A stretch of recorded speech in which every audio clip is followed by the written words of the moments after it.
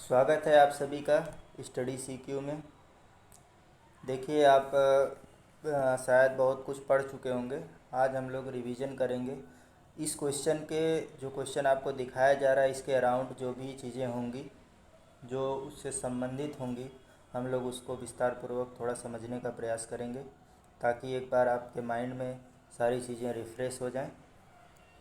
तो भारतीय संविधान से आज हमने क्वेश्चन लिया है।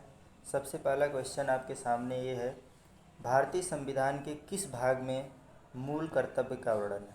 सबसे पहला क्वेश्चन क्या है, भारतीय संविधान के किस भाग में मूल कर्तव्य का वर्णन है। अब देखिए, भारतीय संविधान जब बनाया गया उस समय उसमें टोटल 22 भाग थे। कितने भाग थे? 22 भाग थे। 395 अनुच्छेद जिसको आर्टिकल बोलते हैं, 395 आर्टिकल थे और 8 अनुसूचियाँ थी, शेड्यूल जिसको बोलते हैं, अनुसूची। इतने भागों में हमारे संविधान को बांटा गया था। बाद में जैसे जैसे आवश्यकता पड़ी तो इसमें परिवर्तन किया गया, इनकी संख्याओं को लगातार बढ़ाया गया। जैसे 22 भाग से भागों की संख्या कितनी हो गई? 25 हो गई, जिसको पार्ट बोलते हैं। टोटल संख्या कितनी हो गई? 25। आर्टिकल की बात करें तो आर्टिकल बढ़ा करके कितने हो गए हैं? 448। कितने हो गए हैं? 448। इसके बाद अनुसूचियों की बात करें तो अनुसूचियों की संख्या 12 हो गई। ये परिवर्तन हो गया। इससे संबंधित क्वेश्चन आपसे पूछा जा सकता है कि वर्तमान में संविधान में कुल कितने भाग हैं? 25 हैं। कितने आर्टिकल है? 448 है। इसमें भी परिवर्तन हो सकता है फ्यूचर में। और अनुसूचियों की बात करें तो अनुसूचियों की संख्या टोटल 12 है।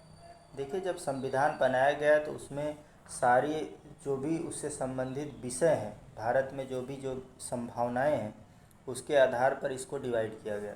जैसे जो सबसे पहला भाग बनाया गया, सबसे पहला भाग उसके अंदर क्या रखा गया?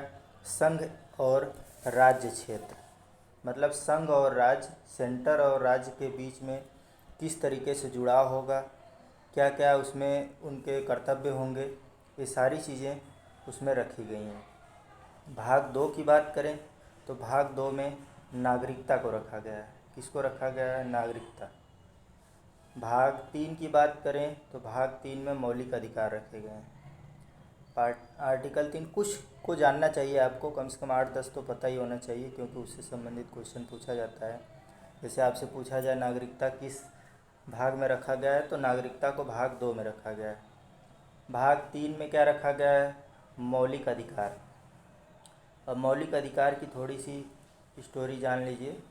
मौलिक अधिकार जब बनाए गए तो संविधान में उस समय कितने थे? टोटल 6 थे। मौलिक अधिकारों की संख्या 6 थी, उसमें से एक को हटा दिया गया। अब टोटल मौलिक अधिकारों की संख्या 5 है। कौन से मौलिक अधिकार को हटा दिया गया? संपत्ति के अधिकार को। कौन से अधिकार? संपत्ति का अधिकार। क्यों हटा दिया गया? क्योंकि समस्या ये थी कि भारत सरकार जब कभी भी किसी कार्य को करना चाहती थी, जैसे मान लीजिए आपके खेत से कोई रास्ता बनना है, सरकार बनाना चाहती है, तो जब आपकी संपत्ति के बीच कोई काम होने वाला है सरकारी, तो आप उसमें क्या कर सकते हैं? रोड़ा डाल सकते हैं, क्योंकि ये आपका है। और अगर ये मौलिक अधिकार में रहता तो मौलिक अधिकार में एक प्रकार से इंसान का क्या हो रहा है? हनन हो रहा है, शोषण हो रहा है। तो वो क्या करता था? उसका विरोध करता था। अब क्या कर दिया गया है? संपत्ति के अधिकार को हटा दिया गया मूल अधिकार से। बार बार सरकार परेशान हो जाती थी, हमेशा काम में रोड़ा आता था। तो संपत्ति के अधिकार को यहाँ से हटा करके आर्टिकल 300A में रख दिया गया। कहाँ पर रख दिया गया? आर्टिकल 300A में। और इस मौलिक अधिकार को कानूनी अधिकार, वैधानिक अधिकार बना दिया गया। ठीक है। इसके साथ ही आप एक बार सुन लीजिए कि कौन कौन से मौलिक अधिकार हैं। सबसे पहला अधिकार है समानता का अधिकार। समानता का अधिकार, स्वतंत्रता का अधिकार। उसके बाद शोषण के विरुद्ध अधिकार, धर्म की स्वतंत्रता का अधिकार, संस्कृति तथा शिक्षा संबंधी अधिकार, और इसके साथ ही संपत्ति का अधिकार है जिसको हटा दिया गया। कब हटाया गया? 44वें संविधान संशोधन के द्वारा ये संविधान संशोधन कब किया गया था? 1978 में। इस संविधान संशोधन के द्वारा जो आपका छठा संपत्ति का अधिकार था उसको हटा दिया गया। इसके बाद हम लोग देखते हैं कि जो मूल कर्तव्य है, अगला पार्ट भाग 4 की बात करें तो भाग 4 में 2 पार्ट हैं। भाग 4 देखिए, भाग 4 और भाग 4 का ही क है। भाग 4 और भाग 4 का क। तो भाग 4 का जो क पार्ट है उसी में क्या रखा गया है?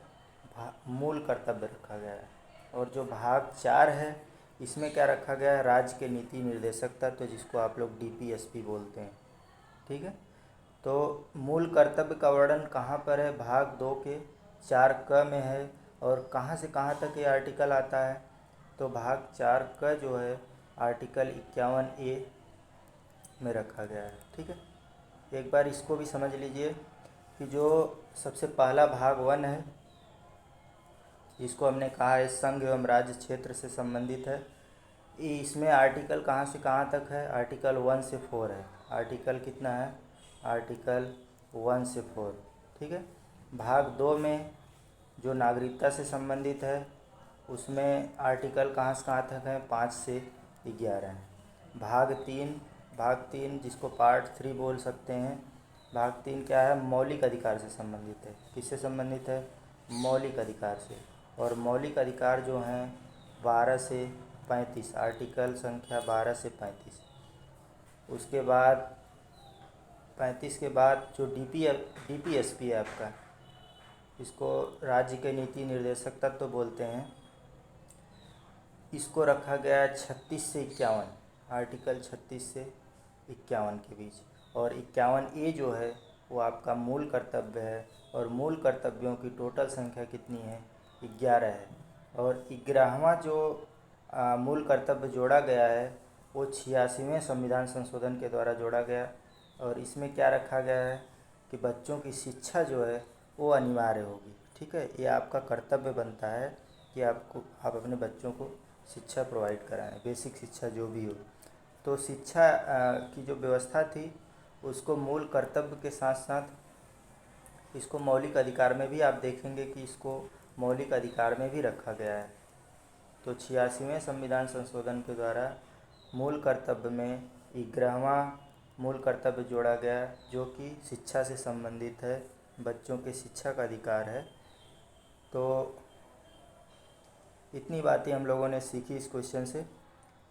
अब देखिए, इसमें अगर आपको वीडियो अच्छी लगी तो आप ज़रूर बताइएगा, ताकि हम इसका नेक्स्ट पार्ट भी बनाएं और ऐसे ही क्वेश्चन से समझाया जाए। बहुत बहुत धन्यवाद।